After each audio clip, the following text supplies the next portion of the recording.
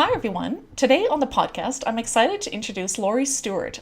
Laurie is a Renaissance goddess, I love that definition, who writes, paints, and also is a whiz in the kitchen. She lives with her husband and two cats on a small farm outside of Ottawa, Canada.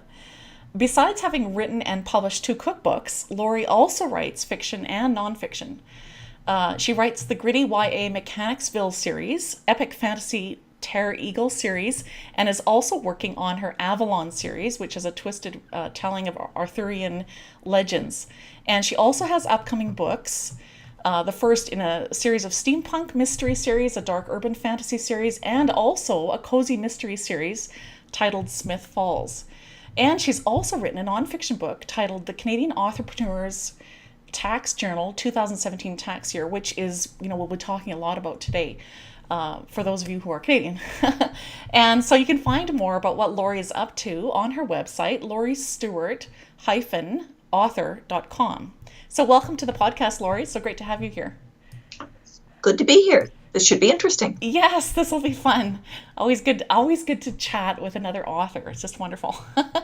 So would you share your story of writing, self-publishing, kind of how you got into it, your journey, and then, what sort of, and then your journey, I guess, to becoming an authorpreneur.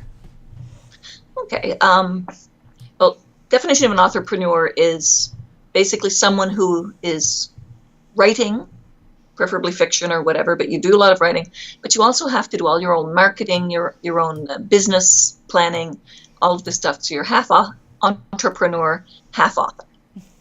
And because the business side takes a lot of time and a lot of effort, I've tried to encapsulate at least the taxes in a nice, easy to follow format. Yeah. You would not believe how much money authors tend to leave on the table when they do their taxes. Because they're artists. They just don't think the right way. Yeah. Whereas I spent 7 years working at Revenue Canada, and it was drilled into me to always think that way. Yeah, my husband says he married me because of my spreadsheets. Well, would you just talk a little bit about your sort of how you got into writing? So you do have a background, with Revenue Canada. Wow, that's awesome. So you are really good at all the details and stuff. What sort of?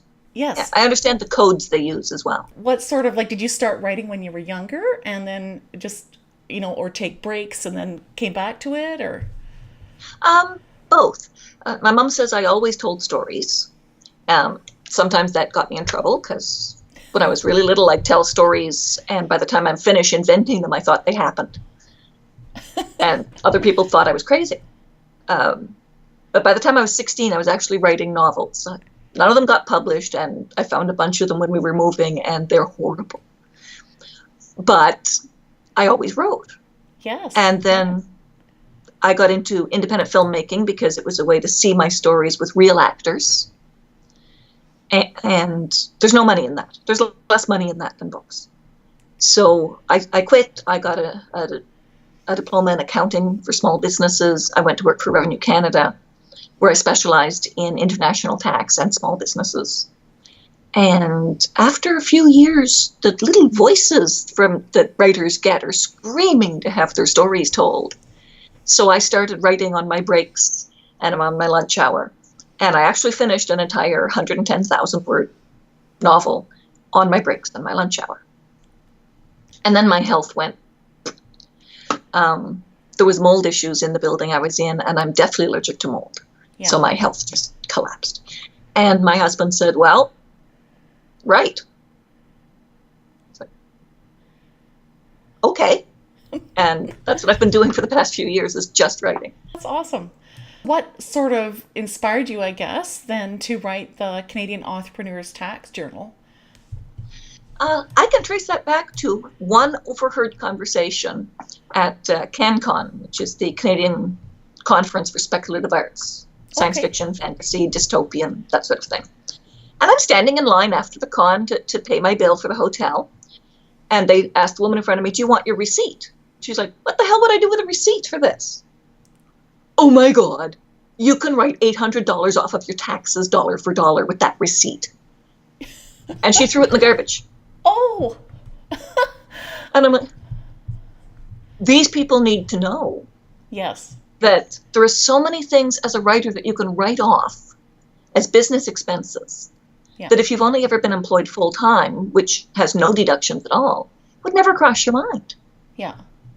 And I knew it all from working in small business at CRA. So I started stopping people I knew in the halls and saying, keep your receipts, talk to me later. Oh, that's really good. And yes, I think that is true because often as authors, right, we're just thinking of the writing and, how's the book design and getting it out there, but we're not thinking in terms of, how are we going to like keep the receipts and how are we going to, actually make this a profitable business, I guess, in the end, right? Yeah. And because writing is one really good year, then a couple of really bad years, and then another really good year, depending on how the books are received. The bad years, you want to have enough write-offs that are steady, like a portion of your mortgage, your rent, a portion of your hydro, all of that kind of thing, which I'll go into later. And in the bad years, you do what they call carry forward. You hold on to those losses. So if the following year you do really well, you've got more stuff to deduct so that you don't pay taxes on that income. Yes. Because you're carrying forward the loss from the previous year. And it cushions you so that in bad years, you at least get something good out of it. Yes. Okay. So would you, we can just kind of get into it then. Would you talk about what the difference is between, because there's two different ways you can go, right? A sole proprietor, or you can incorporate, right? And make a corporation. So would you just talk about that and the pros and cons kind of? Okay. A sole proprietorship is where you don't register yourself as a business. You write your books, you pay for your cover design, your editing, you put it up on Amazon or wherever, and you collect your royalties and you claim them on your regular T1 tax return. Right. Now that does have benefits because as a sole proprietor, you can deduct your losses from your day job's income. Okay. Which you cannot do as a corporation. So if you work for the government, you're making $60,000, but you lost $10,000 this year because you had to pay for all your paperback printing and your designers and your editor, and you had to buy a new computer. So you lost a whole bunch of money. You can take that $10,000 off of your $60,000 income from your day job. So that's a big plus. Corporations, however, I always recommend going for a corporation. And it's really easy. You go onto Industry Canada's website, and there's a little thing that says Start a Corporation. And it talks you through with questions. How many employees are there? Where are you located? Are you in this industry or this industry? And it sets up the whole thing for you. $200, and that's it. The main thing with the corporation is that it separates you from your work. So the example I always give is, let's say you're setting up a murder mystery in Toronto, and without realizing that you'd seen an ad for a lawyer years ago, you decide that you want your villain, who is a prostitute and a drug addict, but she's a lawyer by day, so that she's got this hidden identity, and you call her Laurie Stewart because somewhere in the back of your brain you saw something about her in the newspaper years ago. But Laurie Stewart is a real lawyer. And she's not a prostitute on her time off, so she can sue you. Oh, okay, yes. And if you're a sole proprietor, she can sue you personally, take your house, your car, whatever, to pay off the judgment. Right. If it's a corporation, all she can take is the corporate assets. So if you've got a computer, she could take your computer. But what's a used computer worth? Yeah. And she cannot touch your house, she cannot touch your car, she can't touch your income from your job. So it's a layer of protection. Plus, there are more write-offs for a corporation than there are for you as a person. That's really good. Well, what, so you were talking about the website. A beginning author. What sort of steps would they take then to incorporate? They would go to, it's like a certain website it's Industry Canada. Okay. It's the ic.gc.ca. Industry Canada.government of Canada, GC.ca. Okay. And then there's a button that's like Incorporate a Business, I believe it's called. And you just press that button. Okay. And it talks you right through it. Okay. So Lawyers will charge up to $1,000 to do it for you. Okay. Yeah. And then they sit and do the same thing that I did for myself. Yeah. Yeah, so you really could do it by yourself, right? Just by Yeah. going to that website. Yeah. Yeah. Yeah, it's very user-friendly. Yeah. Okay. Are there any recommendations that you have on how, as an author entrepreneur, specifically, how they should structure their corporation? I structured it as a single person owning it. Like, it's what they call a Canadian privately owned corporation. They change every time a new government comes in, they change the names of everything. Okay. But it all does the same thing. Basically, I'm a 100% owner of the corporation, Yes. but the corporation is legally a different person. And I just Okay. checked fewer than 50 shareholders, non-distributing, because I don't want to get into trying to distribute shares and trying to distribute dividends, and just non-distributing. Yeah. And then the rest of it is just, what date are you putting down for your annual general meeting? Well, I always put it December 31st because my tax year is January 1st to December 31st. Right. And since I'm just meeting with me, Yeah. I don't have to organize anything. So, and it is so dead simple. It's not funny. It really is. That's good. I think sometimes as authors we see the word entrepreneur or business or the word corporation and we're paralyzed. Like I would have no idea, right? Goes through our heads, right? Yeah. Well, the one thing that Harper did that I liked is that he put through what they were calling the plain English model for a lot of things. So now the government websites are a lot more accessible because now they're written in plain English. Right. Yeah. Which helps. Yeah. When I started at Revenue Canada, everything was almost in a code. Like the Fairness Committee really has nothing to do with whether or not your taxes are fair on you. It has nothing to do with whether they're a fair burden to you. It has to do with, is this rule being applied equally across the board? Oh, Even if it's a horrible rule, yeah. if everybody's getting screwed over, it's fair. Yeah. Okay. Yeah. Okay. So you had to decode the way they phrased things years ago. And now it's a lot simpler. You go on the website, you type in your question in the little search box, and it will show you all of these things that come up for that set of words. And then you just pick which one you want. As I was reading in your book, you did mention that that you need to pay $20 a year, I think you said, or something. It might have gone up, but to Industry Canada, or they'll close your business. Is this for sole proprietors as well? No, that is only for corporations, and I call it the because I can tax. Oh, okay. All it does is it keeps your registration publicly searchable. Okay. Yeah. So if someone, like my corporation, I print my own paperbacks. So my corporation is Corvid Moon Publishing. And if you bought book 1, but you can't find book 2, and you see the Corvid Moon on the back of the book, Right. you can search Corvid Moon on Industry Canada's website, and it's searchable. It'll tell you how to get a hold of me. It'll tell you that I'm open, all this stuff. Oh, And that's okay. all it is. Oh, okay.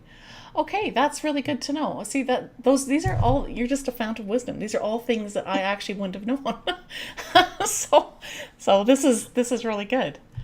So let's can we just dig in just a little more? I know it's not terribly exciting, but I mean you know so much about this. So can we just dig in a little farther into taxes and tax forms for Canadian authors?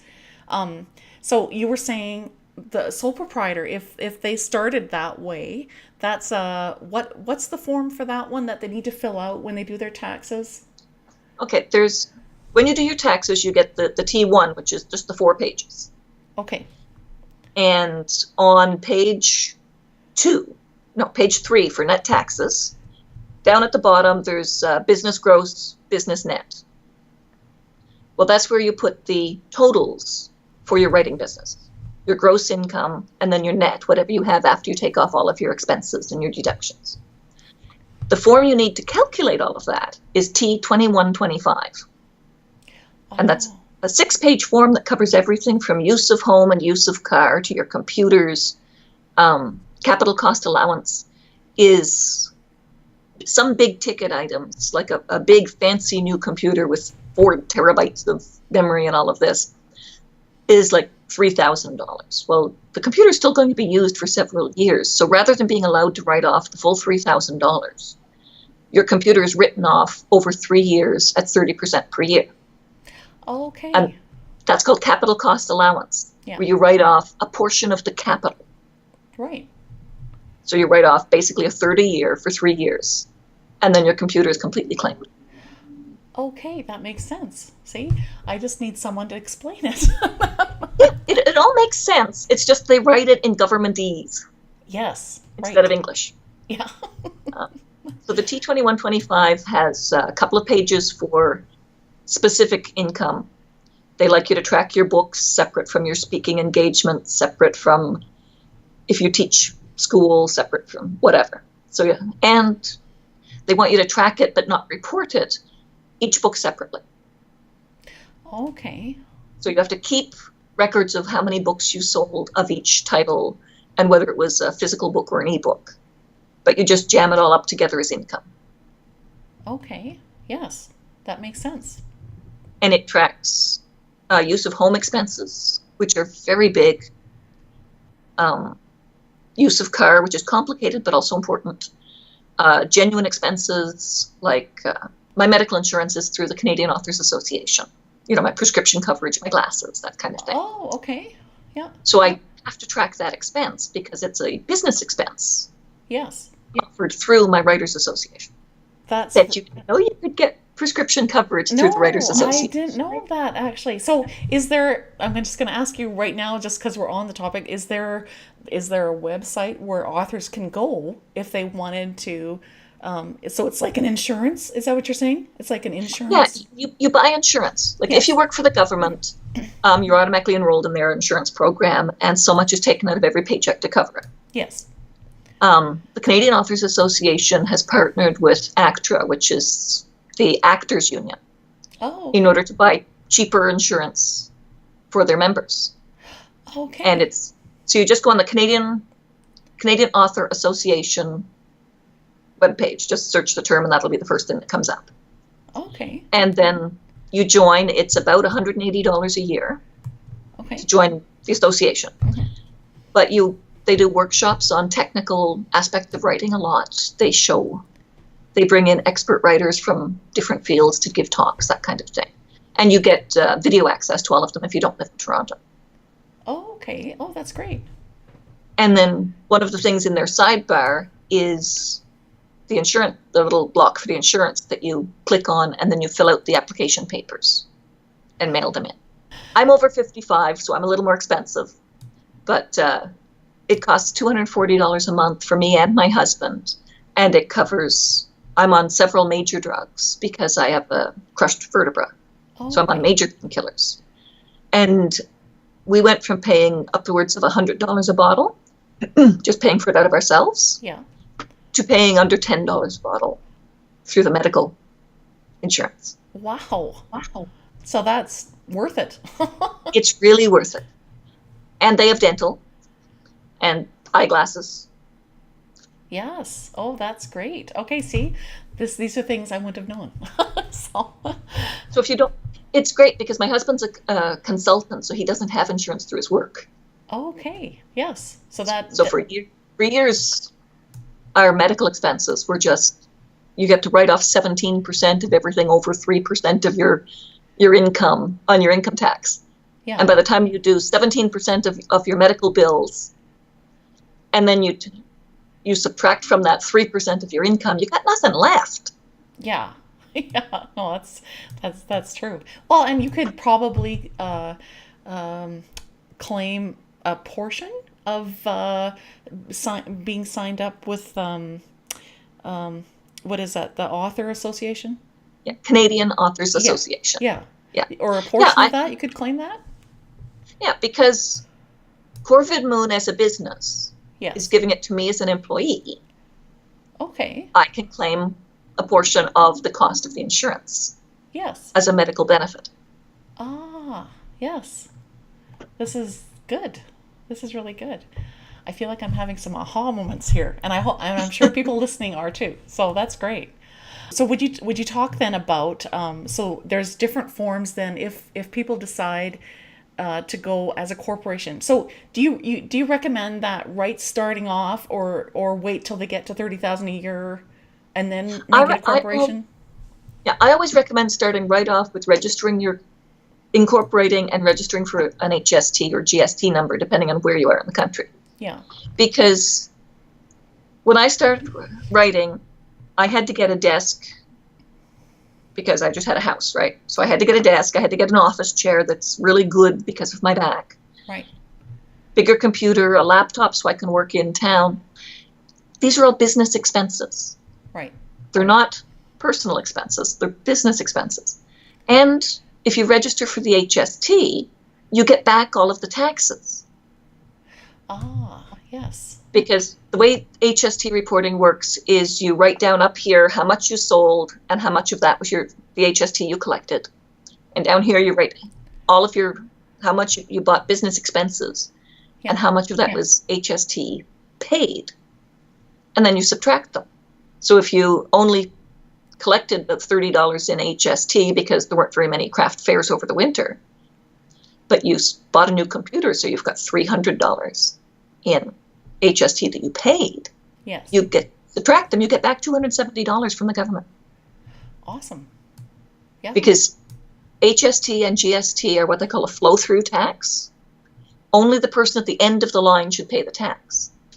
So the manufacturer claims back their tax on what they bought to manufacture the good. Mm-hmm. The distributor claims back their tax on what they paid to deliver it to places. The store claims back their tax on what it cost them to run the store. And only the person who bought the book pays the taxes. Okay, so that is worth it then for authors just to start out as a corporation. But so then the reporting is different, isn't it, on a corporation? Isn't because a sole proprietor, isn't that just you're just sending it in once a year, but a corporation you need to every 3 months or something? Yeah, it's the frequency with which you report it is different. Okay. But it's the same form. It is exactly the same form, exactly the same process. Oh, okay. So once you got used to it once or twice, you know. Yeah. And what I do is I build the HST into the cost of my book. If the book costs me $6, then my HST on that was probably $1.50 or so. Yes. So I just consider the book having cost me $7.50, and then I set my selling price based on the $7.50. Yeah, so you're not going in the red. That makes sense. Yeah. And then when I go to report, I simply take the percentage of tax back off of the cost of the book and report that as HST paid. Yeah. And that way, if I'm at a Christmas fair, I'm not sitting there with a calculator figuring out how much tax you owe on those books. No, that book is $20, everything in. Yeah. Yeah, actually, that's exactly. Because, readers, when they are buying a book, they don't necessarily want to know all the tax. They just want to know the price, right? Yeah.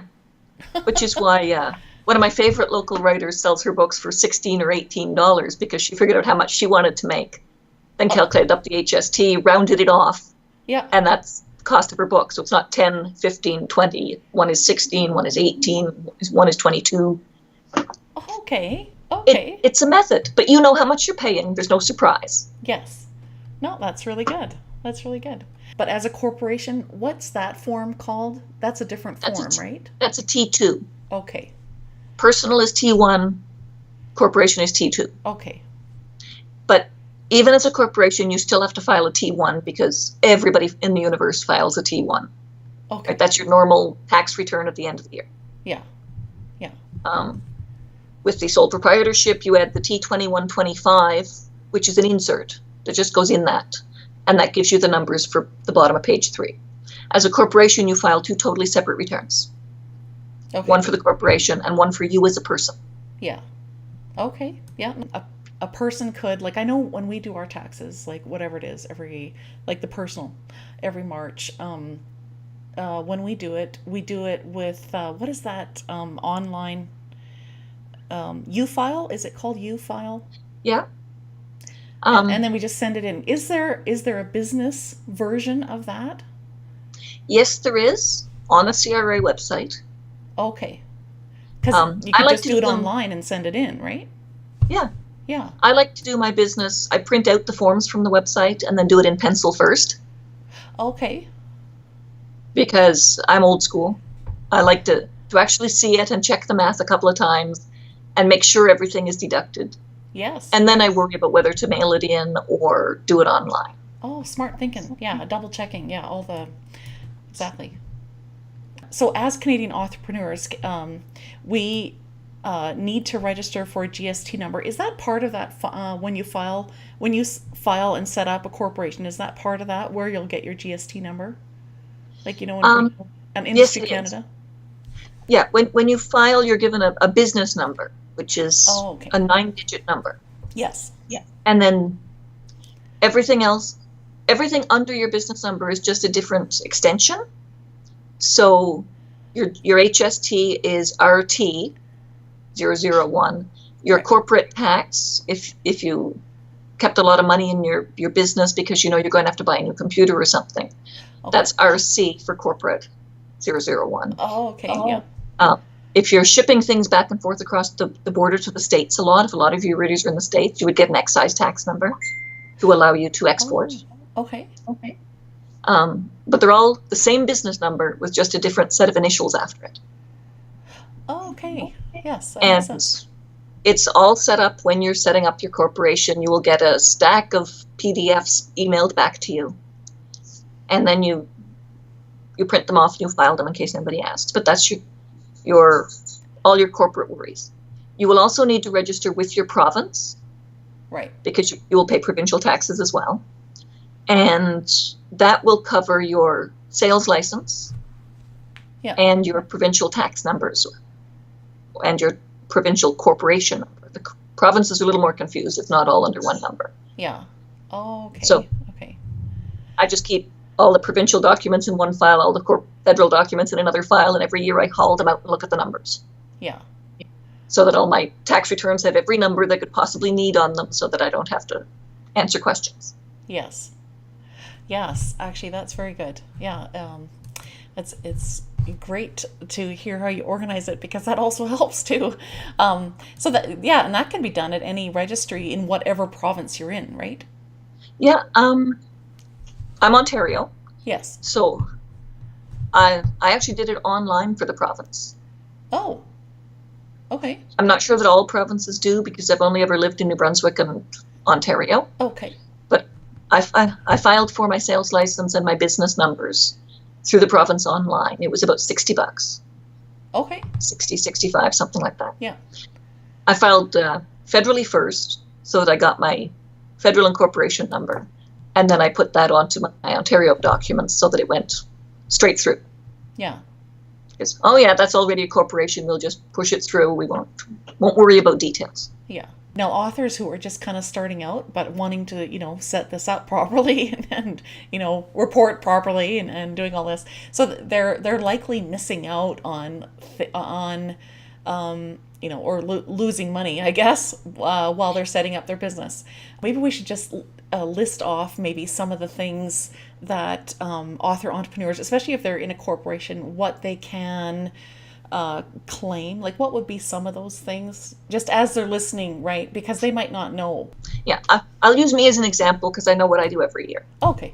Yep. Okay, so my taxes are set up with both me as an author, as a sole proprietorship, so that I do the T1, the T2125. Okay.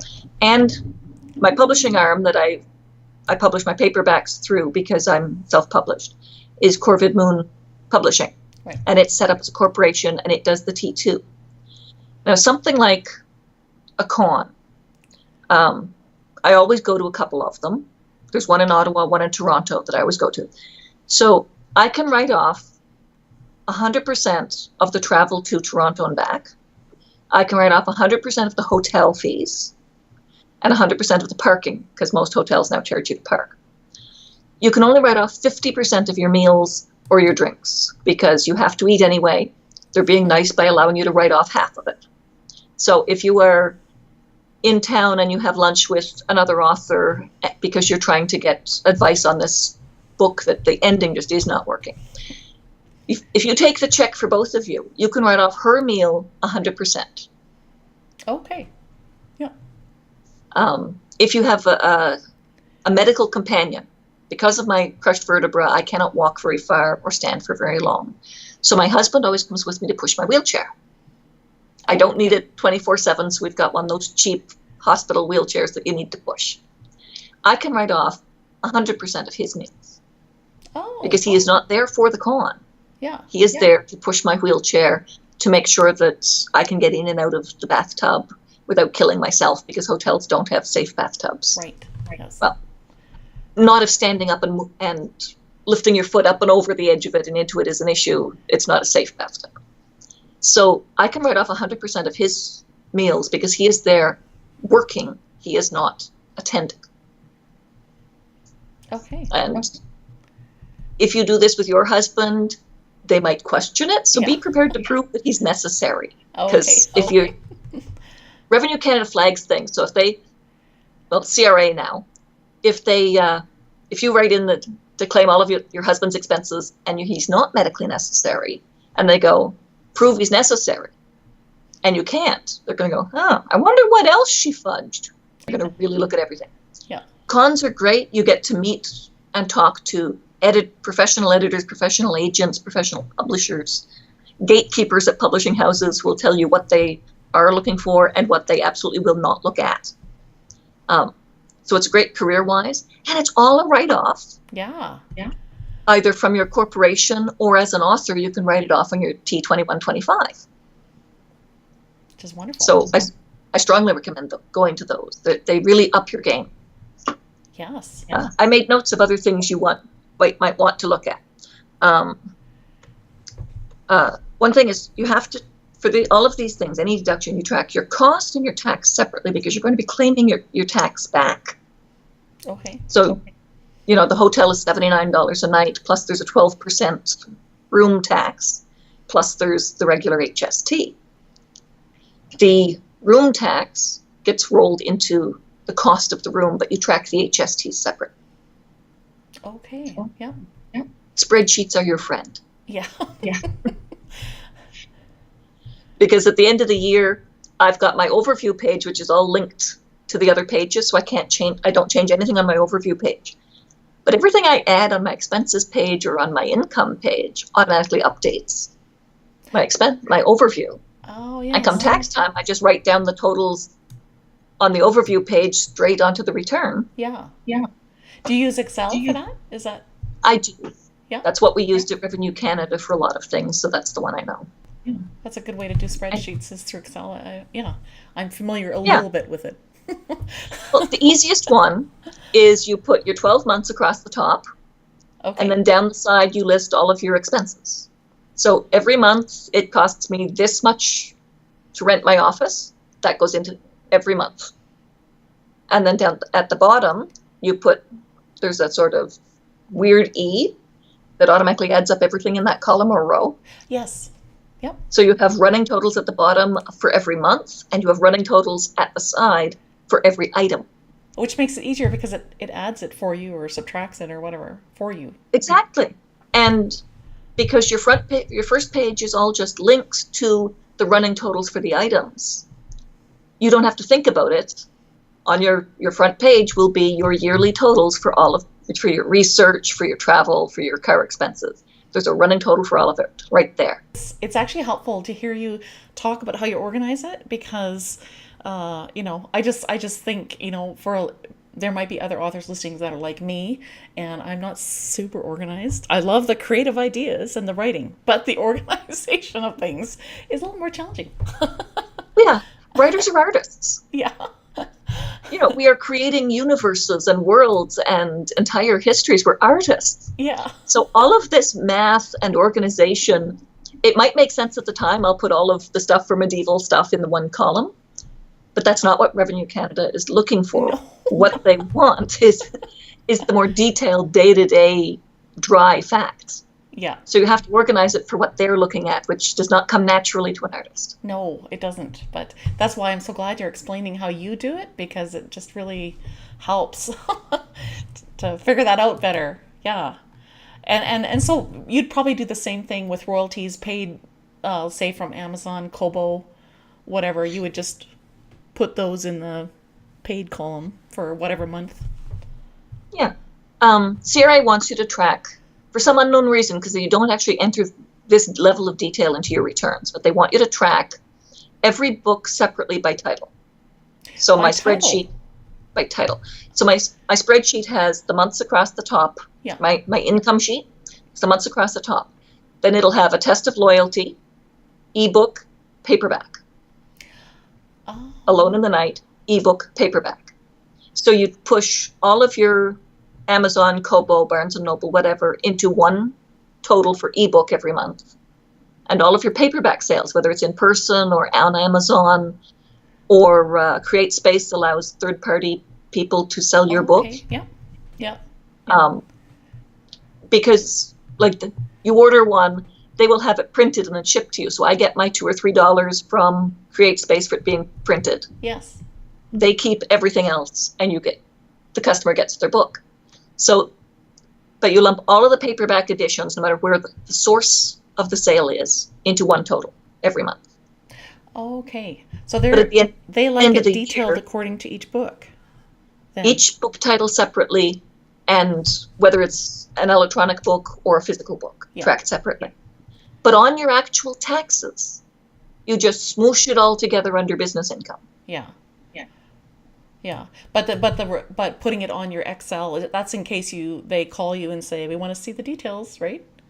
Yes, because I was involved in a film a few years ago that got audited.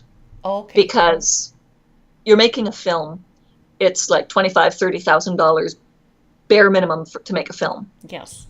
And you don't make any money back for about 3 years, because it takes you 3 years if you're working as an independent to film it, edit it, get the music on it, and then get the DVDs produced and out there for sale. Well, in our third year, CRA is like, you've claimed almost $40,000 in expenses and you don't have a single sale. Okay. What the hell? But all they wanted was me to fax in copies of the spreadsheets that showed where all the expenses went. Yes. And photocopies of the two biggest categories, which was equipment rental, renting the camera, renting the lights, renting the microphones. Right. And wages to the cameraman and the sound guy and that sort of thing. And that's all they wanted. They didn't care. They just wanted proof that we actually had spent the money. Oh, and we're trying to make a sale. Yes. So in the fourth year, the film was finished, it was for sale, and we started paying taxes or theoretically we started paying taxes because we didn't sell enough to cover all of the expenses of writing the film or making the film in that year. Yeah. So all those losses were applied against the income. Right. And then we didn't have any taxable income. Excellent. Same thing for books. Yes. I'm working on the third book in a trilogy. And the first two have reasonable sales. I've got the first one up sort of perma-free on Smashwords in order to boost sales of the second one. So when the third one comes out, people tend to buy a series if the whole series is out, because that way they don't have to wait. Yeah. So when the third one comes out, I'm expecting an uptick in sales of all three. Well, all of the costs of making that book, the cover design, the editing design, right, like the interior design, those weird little squiggles at the start of a chapter, exactly. The 2 levels of editing, because I get a comprehensive edit and I get just the final nitpicky, this period should be a comma kind of editing at the very end. Those get written off of my sales. So I don't have any taxable income from those books, because getting them up to professional standards cost me so much before I could make any sales. And it's illegal. It's free money. Yeah. Because you already spent the money. Yeah. Right. So you might as well know how to carry it forward to write it off against future income. It's almost like free money at the end of it, especially if you use all of the little things that you can write off. If you write them all off, it's going to be a lot more money than you thought it would be. Which brings me to things like use of home and use of car. Yes. Which are the two most complicated things for an author to kind of wrap their head around. But they are also one of your biggest deductions on a yearly basis. In my house, I have 3 bedrooms, a huge living room. It's like 12 by 30 feet. And a kitchen dining room. Well, the last 12 feet of the living room is my office. I've got my big desk. I've got my bookcases full of research books and copies of my own novels and that sort of thing. So there's two ways to calculate use of home. One of them is by square foot. This is 12 by 12, so that's 240 square feet. 240, 12 by 12, 144 square feet. My entire house is about 2,200 square feet. So I simply do the percentage. 7% of my house is dedicated totally to writing. So I can write off 7% of my mortgage, 7% of my property tax, 7% of my heating bill, 7% of my hydro bill, 7% of my house insurance, 7% of repairs to the house. Anything to do with keeping the house up and running, I can write off 7% as a business expense. Yeah. And take that money off my income. If you live in an apartment, so you've got maybe 2 bedrooms, a kitchen, dining, or a dining living room, and a little kitchen, it might be better to write it off by rooms. You have 5 rooms, the second bedroom is your office, you write off 20% of your rent and your insurance and your heat. Okay. Yeah. That's what I mean by free money. You have to pay rent anyway. Yes. And you're paying rent in the whole place. But if you can deduct 20% of your rent off of your income tax, why not? Absolutely. Totally makes sense. And that's one of the ones that people don't think about because it isn't really broadcast unless you work in business taxes. And use of car. Me driving to Toronto is 5.5 hours. So every January 1st, before you go anywhere, you write down the odometer on your car. Oh, okay. Every December 31st, when you're home for the night, you write down the odometer. That tells you how many kilometers you drove that year. Every time you use the car solely for business, you're going out to your writers group meeting, you're driving to a con, you're going in town for a meeting with an editor or somebody, you write down the mileage. Now, for me, that's 75 kilometers in each direction to get to Ottawa. And then you do that as a percentage of your total driving. Okay. Usually ends up 3 to 5%. Yep. Unless you're really busy and you do a lot of driving, in which case it's higher. But normally it's about 3 to 5%. And then you take all of your car expenses, your gas, your parking, your oil, your maintenance, your car insurance, your car payment. And you take that 5% that you calculated and claim 5% of every expense that has to do with your car. Ah, yes. And you write that off. And just because government loves being complicated, there's a second way to do that that's easier, but it may not get you as much if your car needs a lot of repairs, like we had a 2004 Echo that we just replaced this year, 550,000 kilometers. We could claim a lot of repair expenses on that car. 2004 car with over 500,000 kilometers on it. It was not a happy car. No. So we got to claim a lot of that. But if it's a new car, so there's no repair bills, then you might want to claim CRA. I have to fight to call it CRA because it sounds like a radio station. They offer a certain amount of money. I think it's 54 cents per kilometer total write-off. That's all you write off. You don't write off the insurance. You don't write off the payment. Okay. You track your kilometers the same as you would for doing it piece by piece. And then for your business, you can write off 54 cents per kilometer for the first 5,000 kilometers. And I think it's 35 cents per kilometer after that. Yeah. Which means you don't have to be as fanatical about keeping all your receipts because that's a set amount. That's good. So, there's a lot of, things that you can actually write off as an author. Yeah. Well, everybody knows you can write off the cost of printing your book and you can write off the cost of your cover. Yeah. But to tell them, do you ever watch the History Channel when you're writing a medieval fantasy or you're writing a historical romance? Oh, you can write off part of your cable package. Oh. Huh. Because I wouldn't have thought of that. Watching the History Channel is part of your research, so you can write off a percentage of your cable. Oh, my or your goodness. satellite. See, now that one wouldn't have dawned on me. No.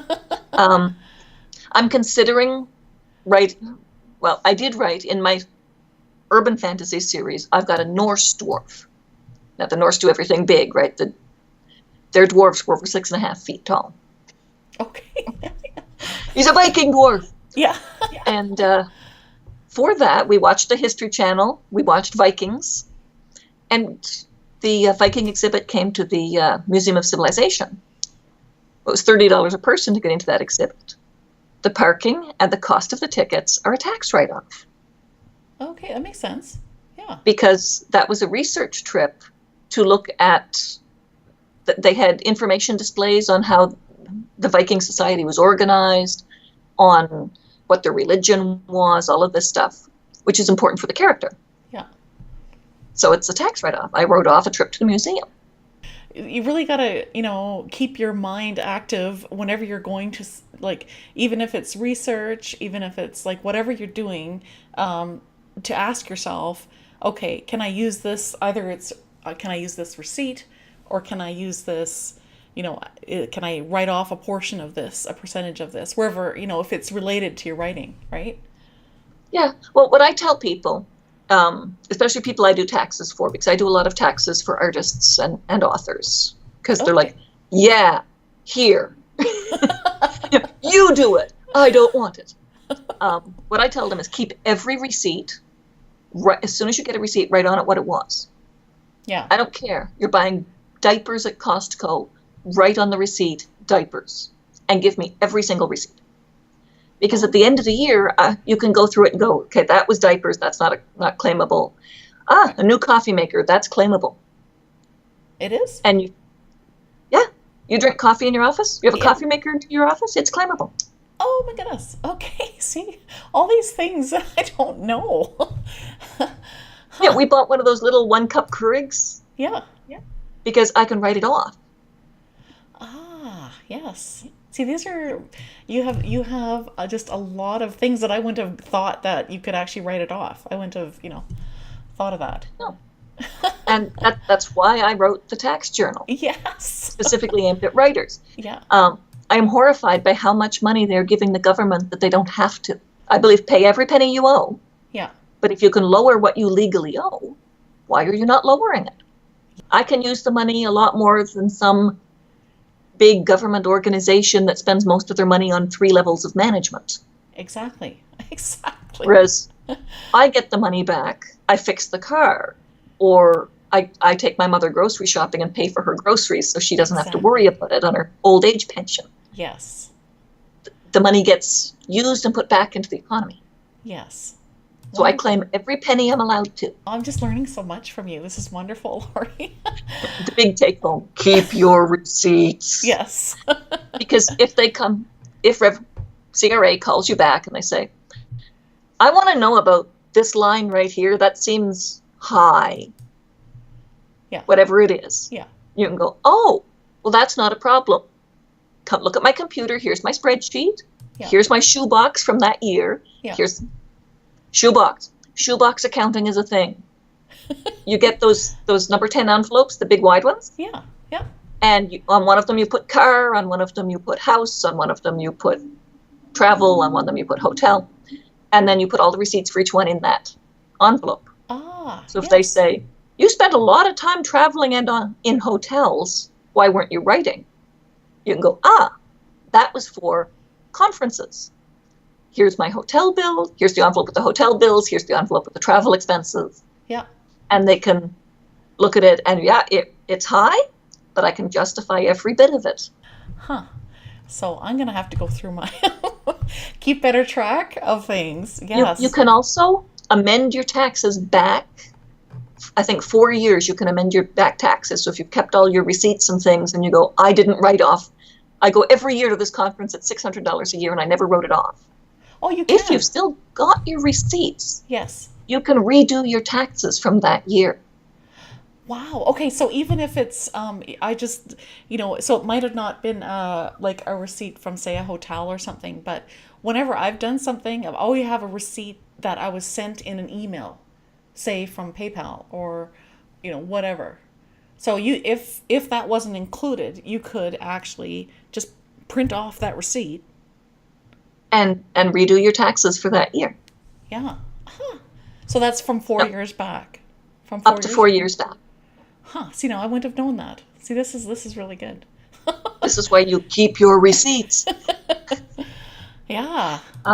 You can also, which is really happy for authors and painters and things, most businesses can carry that loss forward 7 years. If you spent money in 2010 and you incurred a loss, and by 2017 tax year end, you have not claimed that loss, it vanishes. It's gone. No more write-off. Artists, including authors, can write things off for 20 years. Really? They expect us to be broke. We're Canadian authors. They expect us to not make any money.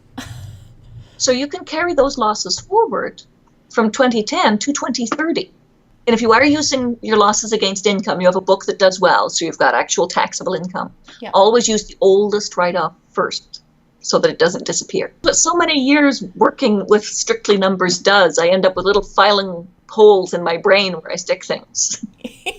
Yes, but that is, see, I wouldn't have known that. I didn't know that about that, like authors and artists, that it's up to 20 years. Like, I didn't know that. Yeah, they really expect us to fail. Yeah, but that's which isn't encouraging, maybe. But it's not encouraging, but it's good for you tax-wise. Tax-wise, it's good, yes. So that's good. That's what matters. It's good for us tax-wise. One little throwback to registering for the HST. Okay. Even as a sole proprietor, if you are making $30,000 gross before taxes, okay, you must register for the GST. Yeah. Once you hit the $30,000 barrier, you must register for the GST. Oh, okay. So that's gross. That's not with the taxes or your deductions taken off. No, that's gross. Okay. All right. But anything you've bought up until you made $30,000 a year, you could have been claiming your HST back, which is why I recommend registering right away. Yeah. Yeah. Unless you're really allergic to paperwork, in which case pay me. Even as a corporation, I have to do my personal taxes and my corporate taxes. So what I do is I've sold a number of short stories to anthologies or magazines. Okay. I claim those royalties as personal income on the 2125. How come that is? How come you claim that on the personal and not on the corporation? It's generally very little because anthologies get their royalties and then they split it up among 10 authors or 15 authors. It's usually very little money. But it goes to prevent an audit by showing that I am getting money from my writing. It's not much, but I am on it. Revenue Canada's guideline for whether or not you're actually a business is, are you trying to make money? Okay. Do you have a reasonable expectation of making money? Yeah. So claiming my royalties from anthologies and magazines and from my coaching, if you come over, we have coffee and I teach you how to do your taxes. Yeah. That money goes into personal income to prove I'm trying to make money. Yes. But then the books I self-publish, all of their money goes into my corporation. And then my corporation pays me royalties as a person, which goes into my personal taxes. Makes sense. Sounds complicated, but it's really not. If it's a royalty, it goes into personal. If it's a sale of a book, so that it's a gross income because it's the sale of the book without the cost of publishing the book and all that taken out, that goes into the company. Okay. I just thought of something actually as you were talking. So now I've heard of authors doing this, but like if say, okay, you started out as different name for your business name, and then say 3 years later you said, oh, I want to change the name. I don't want this business name. I want a different business name. How, like, okay, so and then you set it up, but you can you transfer from the other business even if it's the same like business? So you're still an author, it's still author things. Can you transfer any losses from that old business to the new, even when it's under a new name? It's easier than that. Oh. All you do is file with Industry Canada and Revenue Canada. I don't know the name of the form off the top of my head, but all you do is you file a form to operate your business as a different name. So my publishing company, I actually incorporated as Corbett Moon Publishing. What I could have done is allow it to become a numbered company. Oh. So I don't put in a corporate name and they assign me the next number on the list. So it's like 88514, whatever. Canada Incorporated. Yeah. Okay. Well, then you file papers operating as Corvid Moon, operating as your pen name, operating as. Yes. And it's all the same company. Oh, So you okay. don't have to move credits and debits and losses and stuff around. It's all the same company. Oh, okay. Okay, I just wasn't just sure do- about that because, sometimes we want to change the name and, Yeah. right?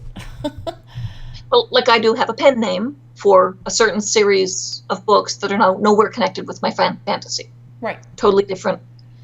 But that's still under your publishing Yeah. corporation, right? Well, but let's say I take my pen name of Delilah Knight and I want to have her own website and her own company.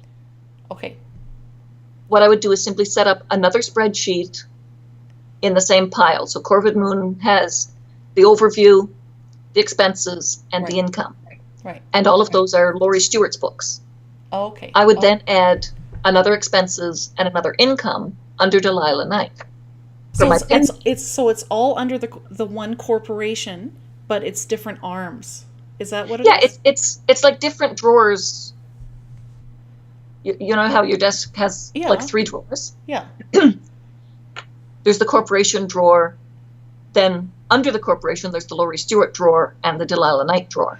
Right. Yeah. Now, on the overview page, all of Delilah Knight's income and expenses are added into the company expenses. Yeah.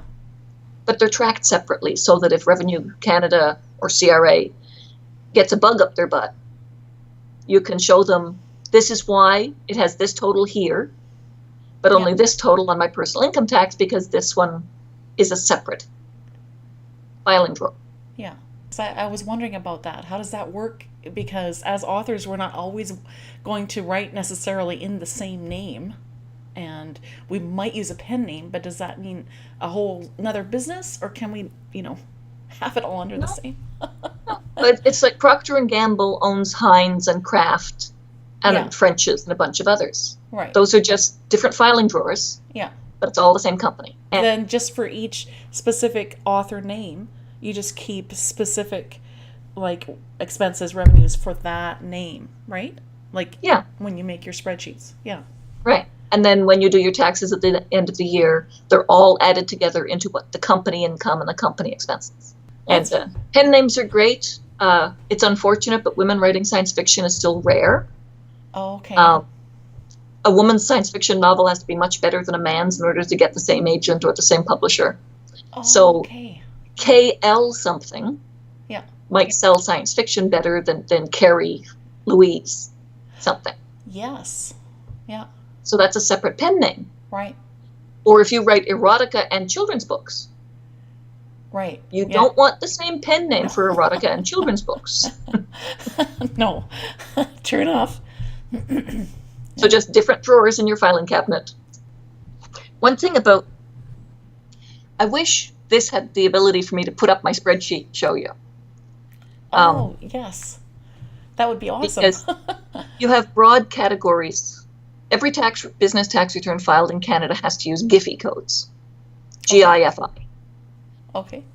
It's complicated trying to find which ones apply because they tried to make them apply to all businesses, so the ones that specifically apply to authors are kind of weird, or you're like, well, this is almost that, so I'll use that code. Yeah. And the codes are generally broad categories. So there's a code for research and development. There's a code for transportation. There's a code for shipping. Whereas on your spreadsheet, you might have different ones for every book, or you might have different ones for if you're shipping out nonfiction versus fiction. Organize your overview sheet according to broad categories so that they all have the GIFI code. Oh, okay. Yeah. But on actual expense, what I do is I will have all these various things that end up office expenses. Okay. What the hell's an office expense? Anything I want it to be. So it's like office. I always think it's like desk, computer, pens, and paper. But it's more than that. I guess it would be computer. It can be more than that. Computer software, maybe. Well, computer software is its own category. Oh. Under okay. computers. Okay. But The little plug-in thing that keeps my coffee hot when I get on a roll and forget to drink it for an hour, Yeah.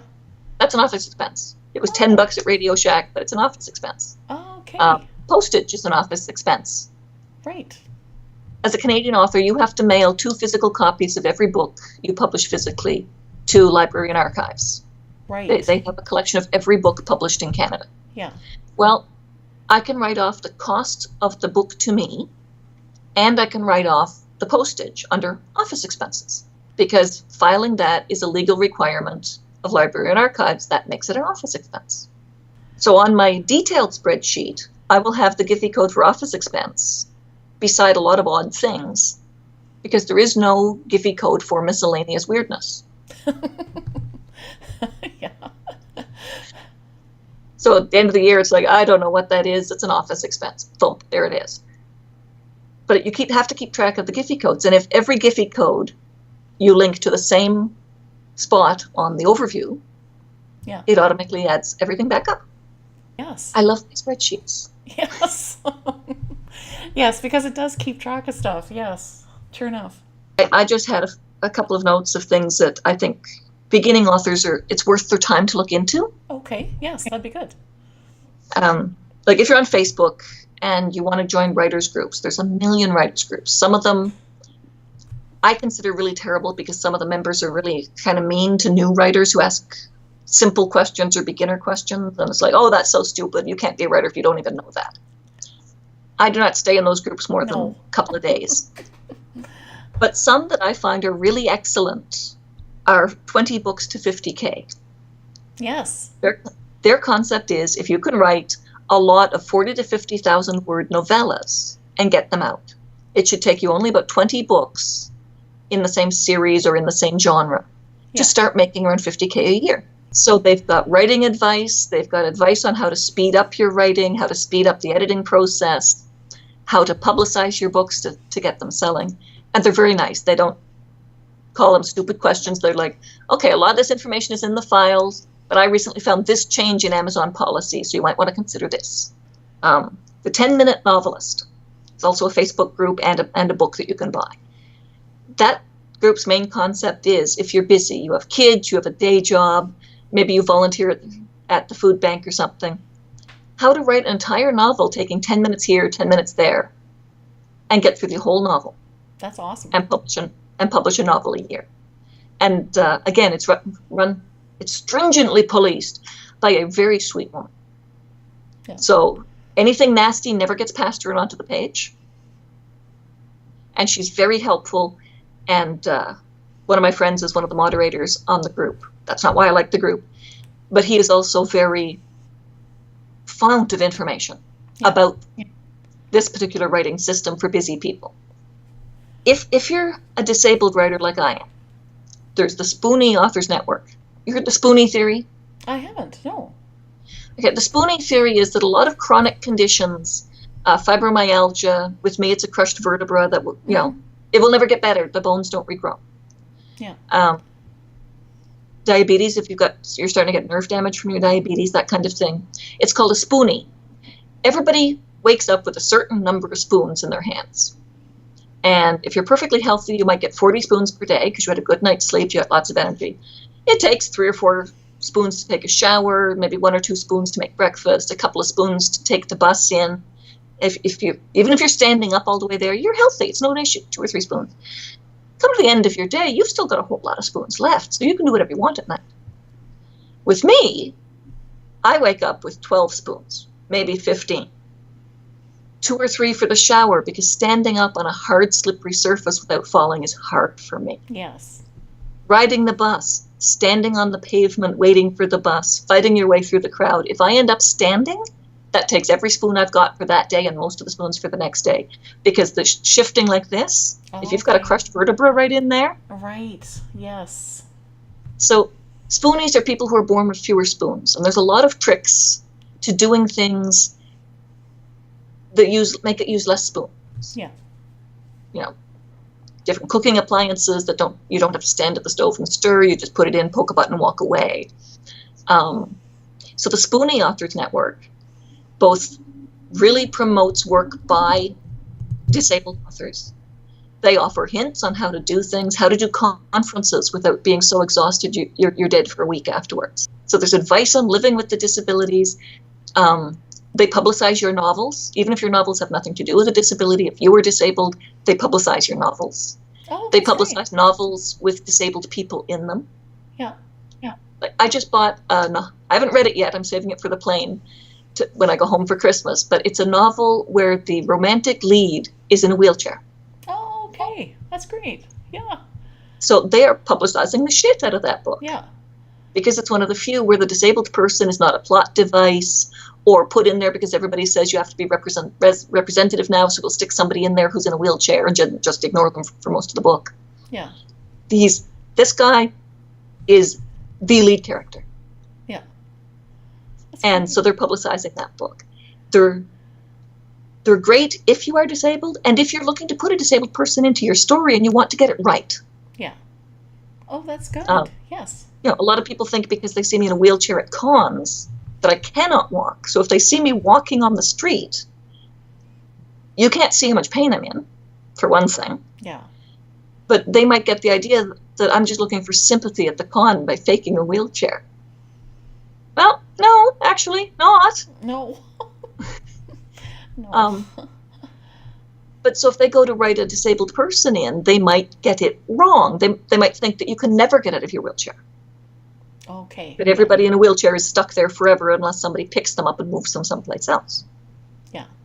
So this group helps you write real characters with real personalities.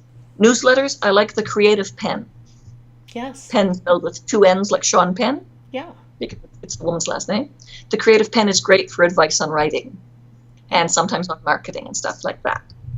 And Book Baby and Book Funnel. Okay. Yeah. They both do a lot of free ebooks, but Book Baby concentrates on free ebooks on techniques of writing, techniques of marketing, Okay. techniques of publicity. Yeah. Stuff that would normally pay a lot for that book, you can often get it free through Book Baby. And Book Funnel is how you get your book out for free. If you're putting the first book in a series up free, Right. you go through Book Funnel and they will spread it out. They've got like 1 million people on their list Yeah. because they use all genres. Yeah. So your book will go up to 1 million people if you get on their daily list. For actually writing things, I am in love with Scrivener. Yes. I like Scrivener too. I use it all the time. It's only about $40 US. If you complete Nano, it's only $20 US. That's how I got it. And I like that you can split the screen. So I've got what I'm writing here and I've got my outline there, side by side on the screen right in front of me. That is handy, right? I know. I love Scrivener.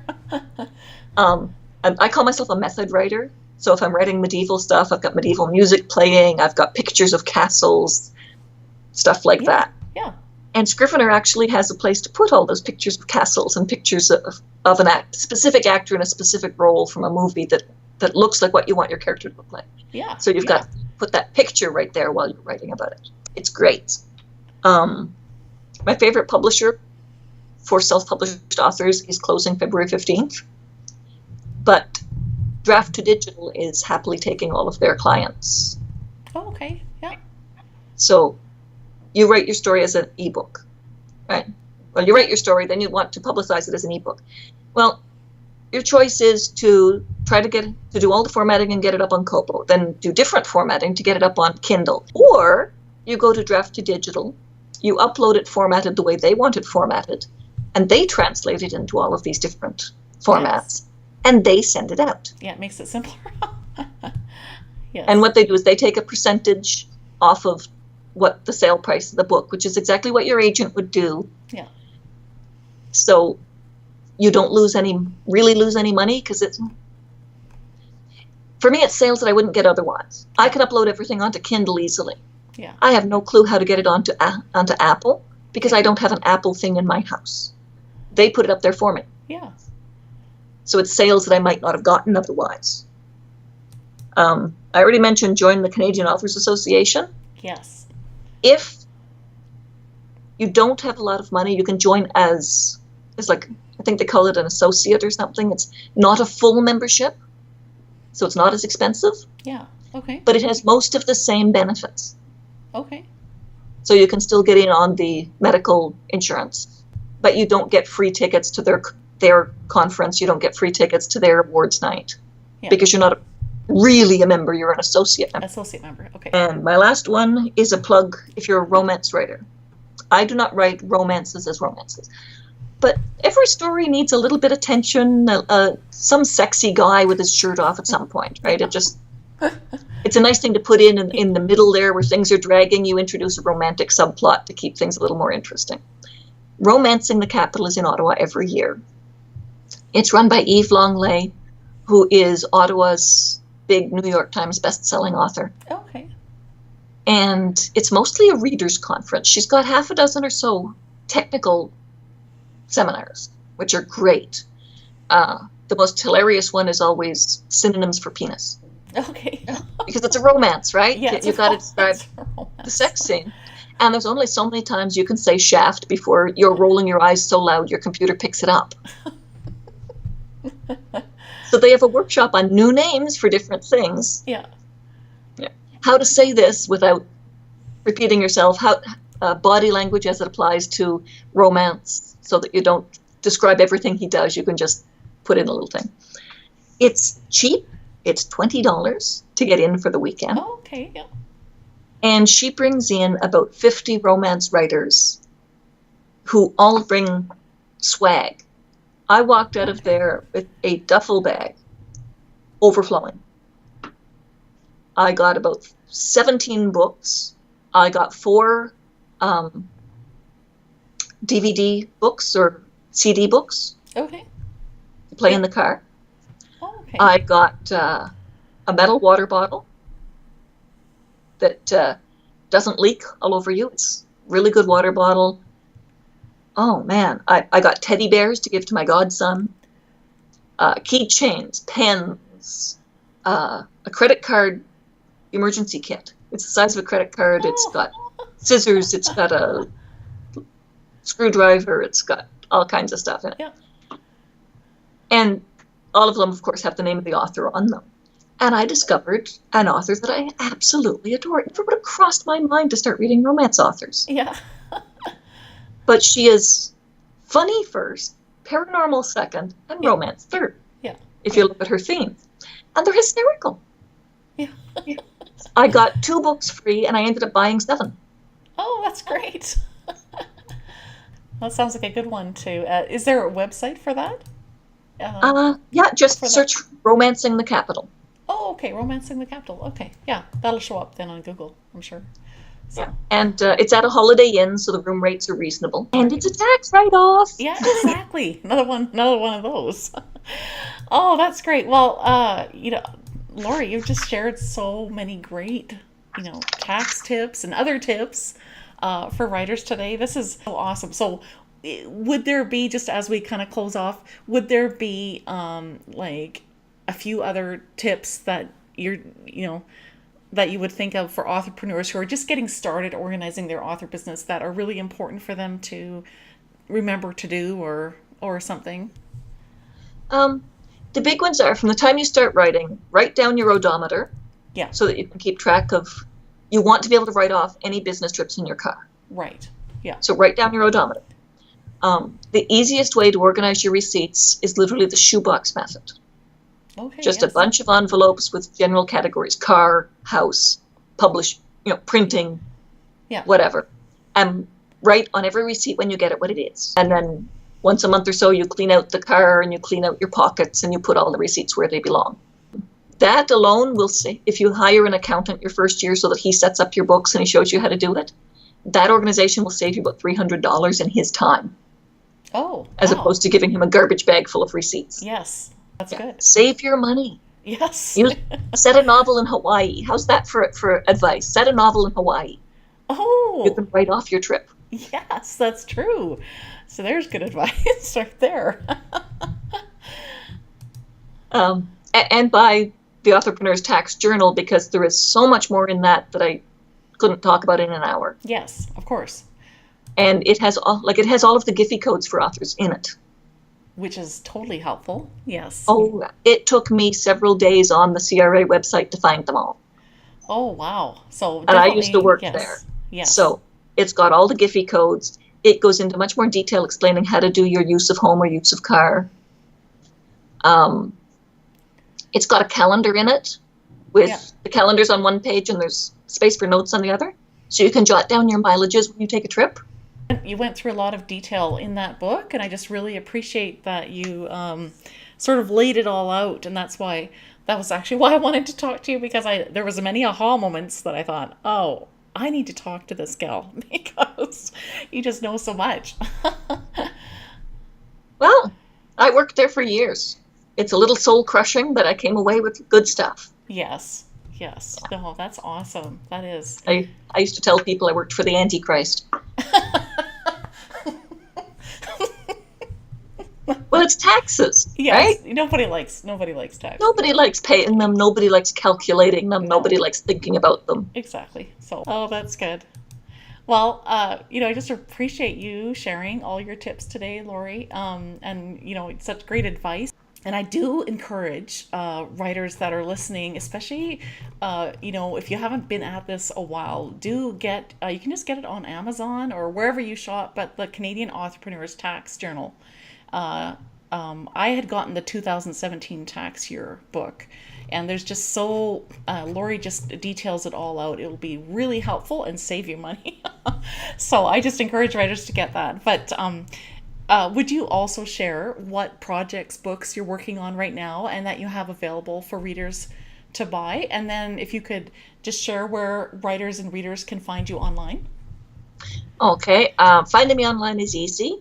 It's Laurie Stewart, all one word, -author.com. Yes. And that has links to my Corvid Moon where you can pick up my stuff under my pen name as well. What am I writing on? I have basically 3 series that I'm working on. One of them is medieval fantasy. One of them is an urban fantasy taking place in modern day Ottawa.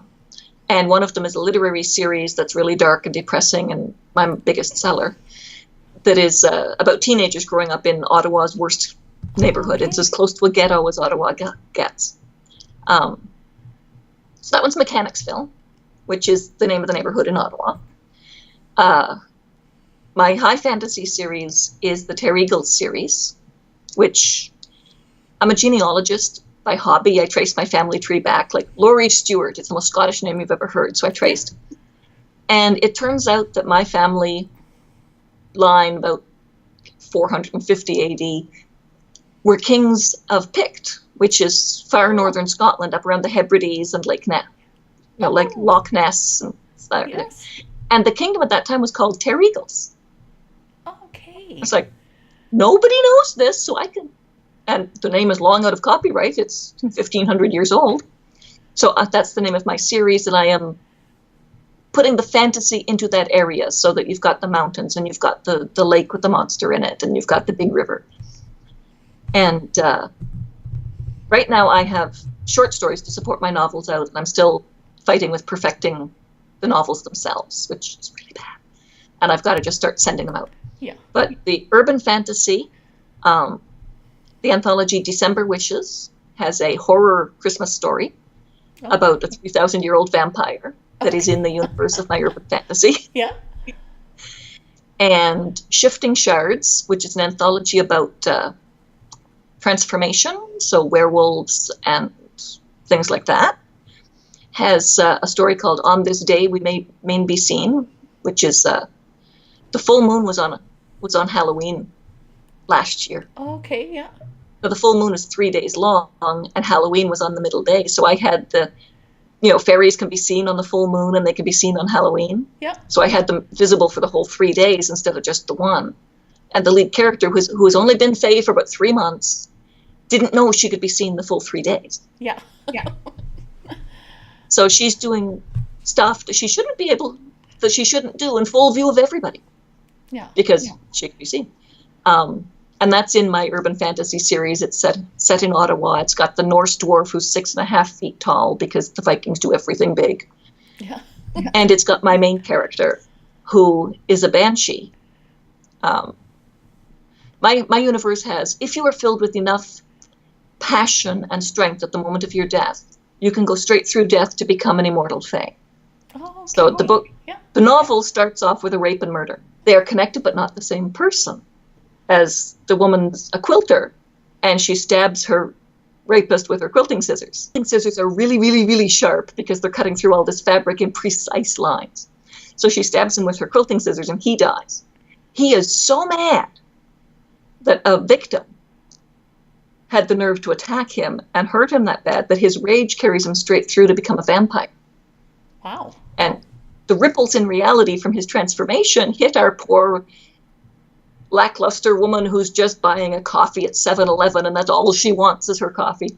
And it changes her into a banshee, which is an old Irish legend of a woman who could sense death coming and was drawn to the death, and she would appear outside of the house of a person who was going to die for 3 days before they died. Oh, wow. Okay. So the Fae use her ability to predict where death is going to be to hunt down this vampire.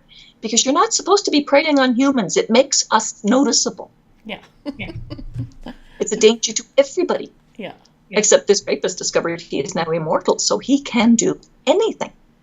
Yeah. So the first novel is them using this brand new banshee who was mortal 20 minutes ago, and damn it, she still wants her coffee to hunt him down.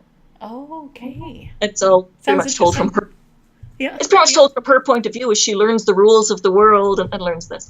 So the short story is in Shifting Shards that introduces you to her and to her mentor, the Norse dwarf, who is very impatient with her because he's been an immortal fae for about 6,000 years. I don't know why this is so difficult for you. I learned this 6,000 years ago. And it introduces you to them and the sons of Fenrir, who are werewolves in my universe because one of Loki's children was a wolf named Fenrir. Loki had some very odd relationships. But the sons of the Fenrir, who was a wolf whose father was a god, are werewolves. Yeah. It's a lot of fun to play with, which is why the book isn't finished yet, because I'm having too much fun researching, going, ooh, this would be so cool. Well, that sometimes happens as you're researching, right? You'll get ideas about, I could really add that, or whatever. Sometimes. Every time. Yeah. And I'm sure all authors do that. You get, I've got the whole thing outlined, and then you have a dream and you're like, about it because you've been working on it. You're like, oh, that would work so well. Let me take this out and put that in. Exactly. Oh, that's good. Well, it sounds very interesting. Sounds like awesome books that you're working on. That's great. And they're available both paperback or in ebook off of my website. So they're like $2 or $3 on my website. Oh, okay. Awesome. I didn't know that. Okay. So on your website too. Okay. Yeah. So that makes it easy. Yes, it does make it easy. That's great. Well, thanks so much just for taking the time today, Laurie. This has been excellent. Just so great to chat with you and to hear more about, taxes, but also to hear about your books and your author journey. So thank you so much. Thank you so much for this. This was a lot of fun.